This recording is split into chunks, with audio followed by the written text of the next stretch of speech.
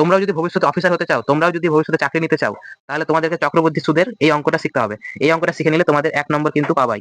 তাহলে দেখো কি বলেছে, যদি সুদের হার প্রথম বছরের জন্য বার্ষিক 16% হয়, দ্বিতীয় বছরের জন্য 20% হয় এবং তৃতীয় বছরের বার্ষিক সুদ 15% হয়, তাহলে 3 বছরের জন্য 15,000 টাকার উপর চক্রবৃদ্ধি সুদ কত? এটা হচ্ছে একটু ক্যালকুলেটিভ অঙ্ক। তাহলে বলেছে যে মূলধন কত ছিল? 15,000, এর উপরে প্রথম বছরে হচ্ছে 16% সুদ, তার মানে 100 টাকাতে 116 টাকা পাবো। তারপর দ্বিতীয় বছরে হচ্ছে 20% সুদ, তার মানে 100 টাকাতে 120 টাকা পাবো। আর তৃতীয় বছরে হচ্ছে 15 টাকা সুদ, তার মানে 100 টাকাতে 115 টাকা পাবো। এবার এটা কি করতে পারি, উপরে 23 আর নিচে হচ্ছে 20 কাটাকাটি করলে এটা কত করতে পারি, এটা হচ্ছে নিচে হচ্ছে 5 আর উপরে 6।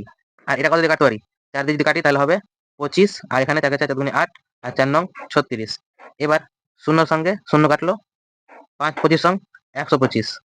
এবার 125 দিয়ে যদি আমি এটা কাটি, তাহলে একবারে গেল, থাকলো হচ্ছে 25, 25 তার মানে হয়ে গেল কত, 250। এবার দুবার কাটলো, তাহলে হলো কত, 12।